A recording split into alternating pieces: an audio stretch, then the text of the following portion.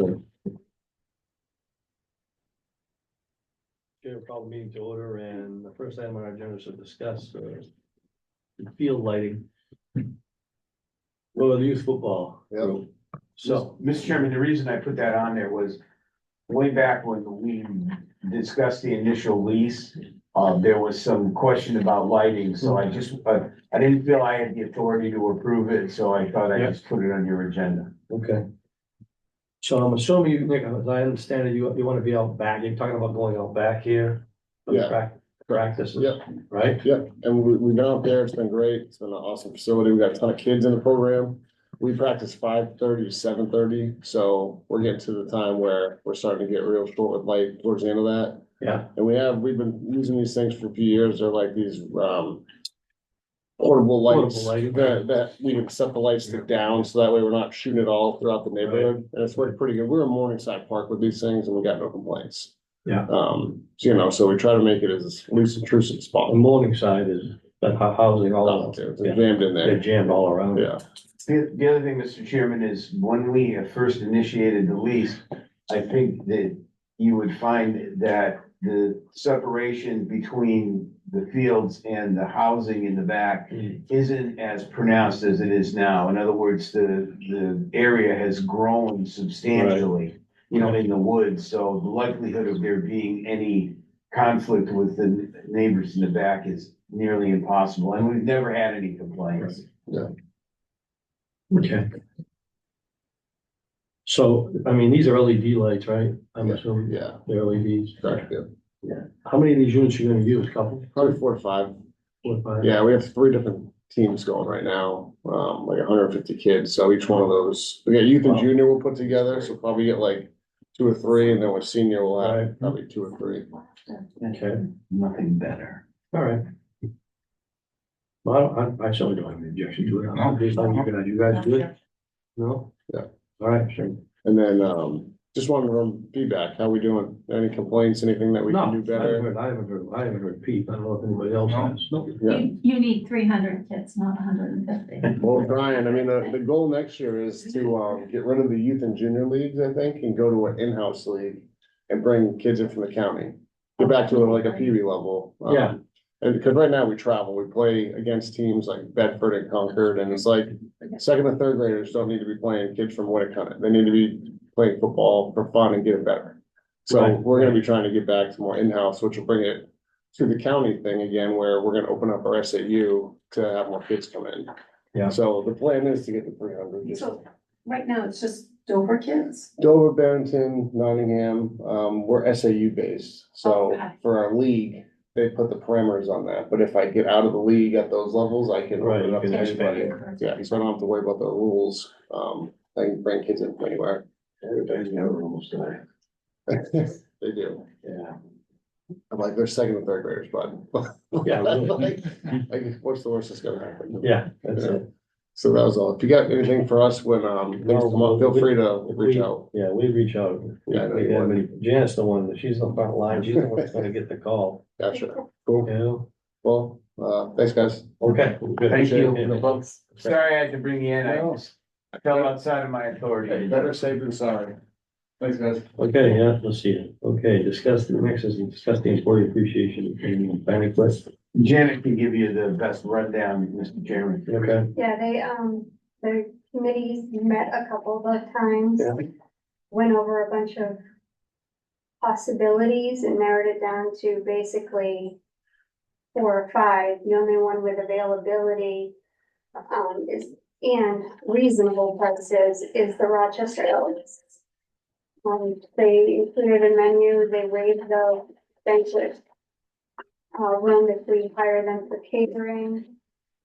The menu that the consensus of the people who have responded is, stuffed chicken, stuffed haddock with mashed potatoes and green beans, sweet and sour meatballs, and a fruit and cheese platter. It's so far the only responses that I've received. Okay, so is the committee satisfied with this? Is this? From everyone I've heard, yes. They no longer have November first available, but they do have October eighteenth and October twenty-fifth available. And I figured we could do that date choice up to you. They only serve foods on Friday, Saturday, Sunday, Sunday, yeah, so so it'll probably be a Friday now. Friday is the eighteenth or twenty-fifth of October. And well, why don't we, we'll check our schedules to see which one, suits the desire of the board. Yeah, But we'll let you know today, yeah, we'll let you know by the end of the day. because that way we can be sure that, we can confirm that My date. only concern with them is they're requiring, the contract says a half payment down to hold the date. Okay. So, okay. We'll figure that out. Okay. As you know, Mr. Chairman, the majority of the cost of, this is a budgeted item. Right, It's on its own line item in the budget. yeah, But a lot of the cost is borne by fundraisers that are done by the employees, like bake sales, yeah, 50/50 raffles, and other donated raffle items. So a lot of the cost is borne by the, fundraising events that are done by the employees. Plus, the Rochester Elks sponsored our golf tournament this year, so it'd be kind of nice to reciprocate. Yeah, my only requirement for the, committee is that it be done in Strafford County.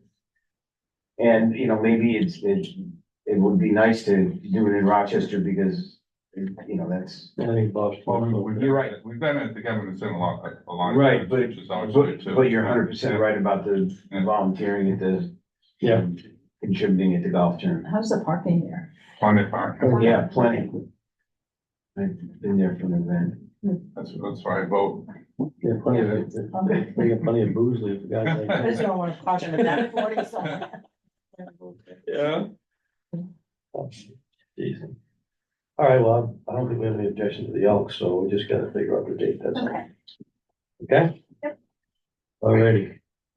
Item 3 is, again, the third quarter jail inspection. Last week I was supposed to go, and inspect the jail, but I had an emergency come up and there was too many inspections going on at once in the jail and I didn't want to burden the administration with me walking around doing that, so I'm gonna do it. Could we ask the superintendent maybe just to give us a rundown on those Yeah. inspections? Yeah. Sure. The most involved of inspections was Office of Detention Oversight.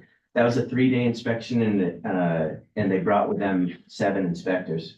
They looked through our entire operation as they do every 6 months. And they found, they did have some findings, but I will tell you those findings were things like we didn't have a printed name under a signature, even though the document had the name of the person signing the document printed on underneath it. It wasn't handwritten underneath it. So that's some of the stuff that they identified. In addition to that inspection, we also had a group called the Nakamoto Group that came in and solely looked at medical and the medical operation, and they found 0 findings for our medical staff. Everything that they inspected as it related to the medical care inside our facility, everything that they inspected as it relates to our medical operation, they had no findings whatsoever. The last inspection that we had on that Thursday, which was the day that we had 3 inspections happening. So I appreciate Commissioner McGlair's acquiescing to coming over today as opposed to last Thursday, was the Bureau of Prisons. This was actually a remote inspection, which proved to be a little bit more cumbersome than if somebody is in-house.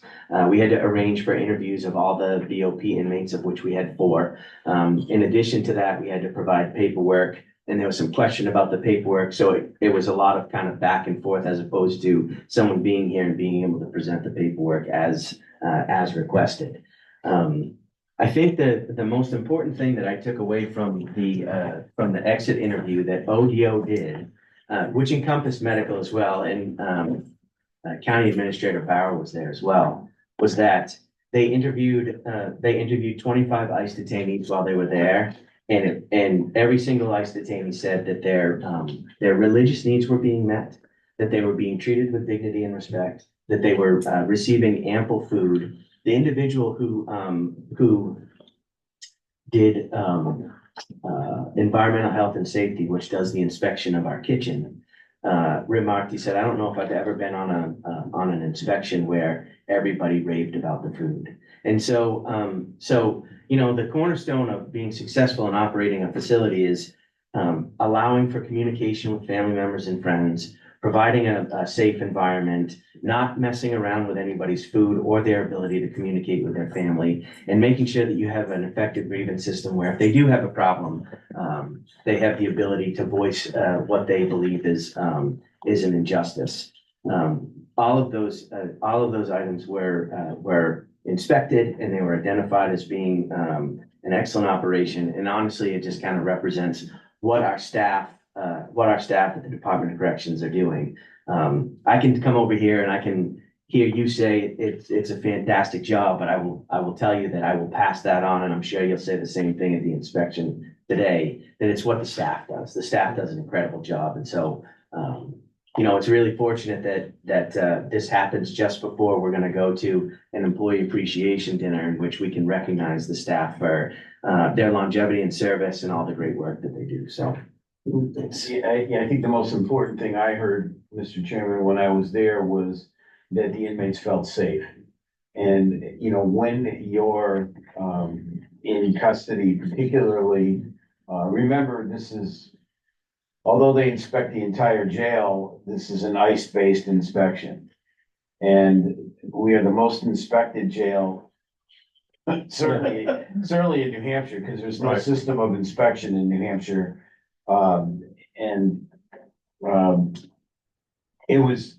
It's gratifying to hear that all the ICE inmates felt safe there. As you know, there's a lot of consternation going on across, you know, the United States and the world regarding races and ethnicity. And it's nice to hear that they feel safe. which means we gotta keep the pedal on the floor and make sure that we continue to do what we're doing and try I to. know that the staff seem to been under tremendous pressure over there because of the lack of help and, Yep. yeah, that I frankly, one of the reasons why I didn't want to go was because I was waiting for results of what those independent Yeah. inspections. Yep. And we'll have it in writing Which- probably within a couple of months. Yeah, correct. which generates, so that, you know, we could, the commission and my colleagues, I could address it if there was anything that we needed to address, but. I really appreciate the effort of the staff over there. I know that they've been working a long time under extremely difficult circumstances. But this is precisely the time where, you know, Stephen Covey, one of the habits of highly effective people is that you sharpen the sword all the time. Yeah. You sharpen the saw all the time, Right. and that's something that we need to continually do. We need to make sure that we maintain a level of professionalism, that we maintain a level of operation that the taxpayers expect, and that, you know, county administrative power and the board of county commissioners expect. So Okay, well, thank you for that update, Chris. Yeah. I'll see you later today. You have Yep. anything, any questions regarding the survey and the inspection? All righty, thanks, Chris. Yeah. All right, number 4 is old and new business. We got a couple of items of old and new business. The delegation meeting for the 25th has been canceled. The members of the Republican Party want more information before we move forward with that meeting. And requested that, so in discussion with Chairman Schmidt, the meeting was, it's been postponed towards the end of October. Giving the administration some time to answer the questions that the members of the Republican Party have. Also, we've agreed that we have been in contact by Mr. Baver in Dover, asking us to set up a meeting to discuss the Community Power Coalition of New Hampshire, what they're doing across the state. Apparently, 3 counties have already joined the coalition. An email was forwarded to you as well. I think we ought to just invite these folks in and see learn a little bit more about what they're doing. I know we're still waiting to hear on the solar, consultants. We did have I think I briefed you guys on the follow-up conversation we had, and they envision that it'll be a few months before they have the final report to us regarding the capabilities that we might have for solar on the complex, as well as them, we added a month to their schedule by asking them to dovetail their report into answering the questions that are necessary for further financial grants that are available through the feds, which is what they do. I mean, that's part of what that company does. So it changed a little bit of their focus. When Diane and I looked at the subsequent federal grants, we realized that there was no way that we had the information to supply them until this project was completed.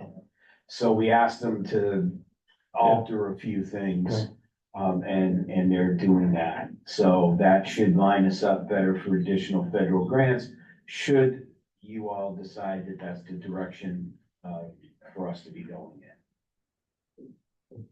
Okay, so you have no objection to inviting these folks in, right? No, that's great. No? Okay, so I'm unclear, Mr. Chairman, how that will impact our current, because we currently have a contract. I understand that. So And they need to, right, we need to, maybe we'll reach out to them, let them know that we have a current contract and leave it up to members if they want to come in. I think the coalition is more or less you join on behalf of smaller communities. Remember I met with the selectmen in Rollinsford about their solar initiative, and they needed to have the counties buy in because of some federal reg. So I just gotta find out more about that and how it ties into our, I think it would be good for them to come in no matter. just to educate us. Just to But it educate sounds us. like we wouldn't have to join, but we could join We on could, behalf on of the behalf. residents of Rochester, Right. of the county, Of the who county. would just sign up individually. Right. That's the way I thought That's too. yeah. So Janet, if you could set it up at their convenience. Okay. Yeah. Thank you. Yeah. That'll work. Okay, we gonna get any other old new business? Yeah, Just one quick thing, Mr. Chairman, over the next 3 weeks, I think, we will have both candidates, for sheriff come in and, visit you all at a public meeting. Yeah. Janet has the dates, I think next Thursday, Ms. Moan's coming in, Yes, the 26th. and, then, Scott. Scott. For the third.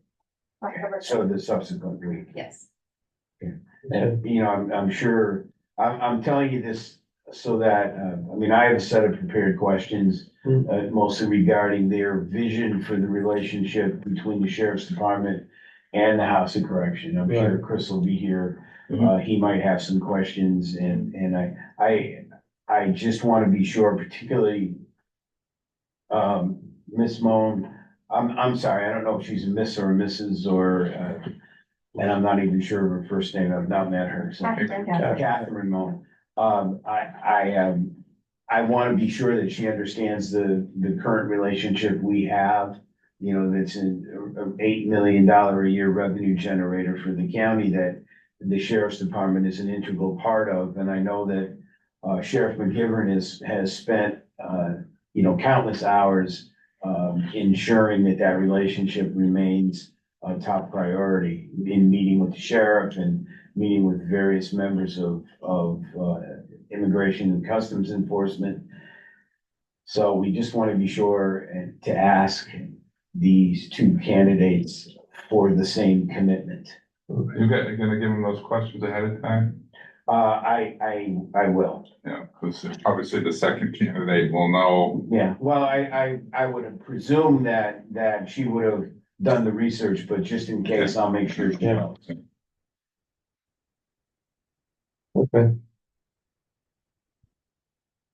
All right. Any other old new business thing? Not here, I move item 5, questions or comments from the public related to the agenda. Any questions or comments? You got any, Tim? No, Tim, Nothing for me. well, nice to see you again, Tim. Thank you. The last meeting, we touched on the CIP and I had a couple of questions and Mr. Bauer said that he was going to, I guess, for lack of a better word, an addendum, added to that. Did you ever, there was the future or the items that didn't make the cut on that spreadsheet? We didn't, mail out, when we emailed last Monday, we didn't send a copy. It was supposed to, there's the regular spreadsheet, but I thought, I was kind of under There the was like impression- 4 pages, Yeah, I there's the think I regular, got- there's the regular spreadsheet, and then there's additional about why we removed the items that we removed. That wasn't like in a memo form. It was in the memo form. Okay, so you're not gonna do like another spreadsheet that had those items plus the cost? No, only because, in the memo, it does list the cost. We did indicate why, meaning some would be part of the operating budget, in the future.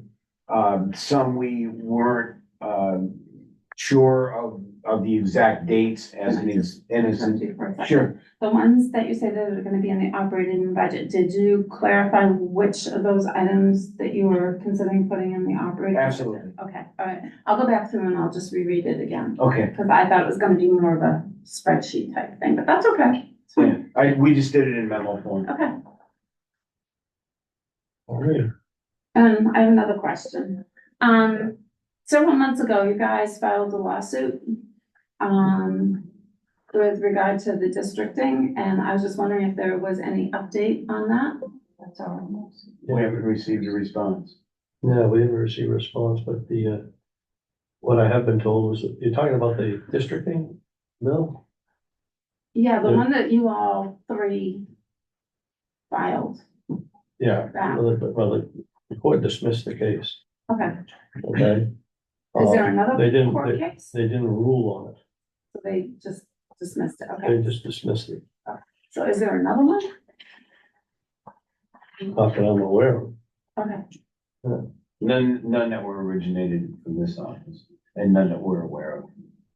Yeah, the court never ruled on it.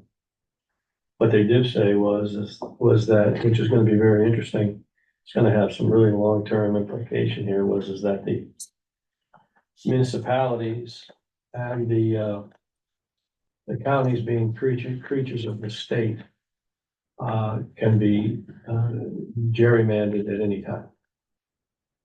At any time. So, depending on the nature of how that all plays out, they could go into a city, for instance.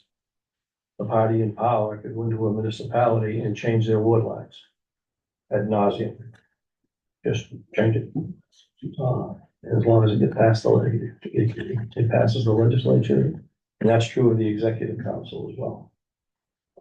So that's the fallout as a result of the judge's decision. How that all plays out in the future is anyone's guess, but so did he write that like in a yes, decision he did. format? he did.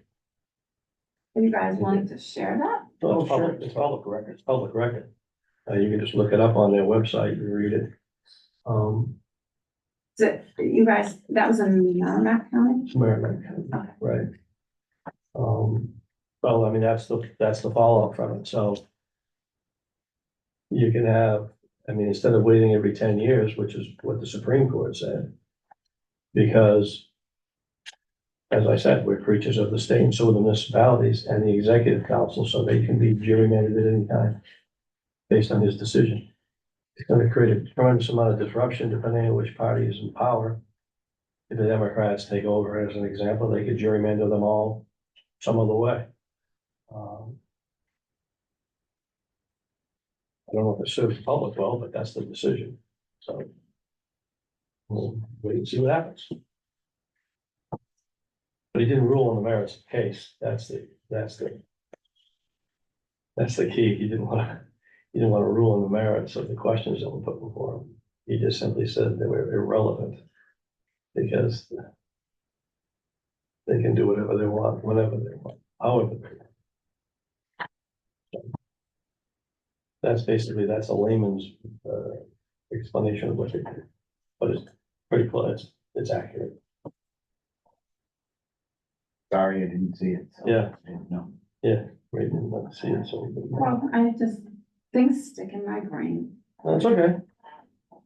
It's okay. It is what it is. Okay, got any other questions or comments from the public? No, okay, so item 6 is the move in a non-public session, for personnel and contract negotiation. Second? Okay, and that requires roll call, Commissioner Watson, Yes. Commissioner Roll, Yes. myself, yes, okay, the commissioner will retire to executive, non-public session. Thank you all.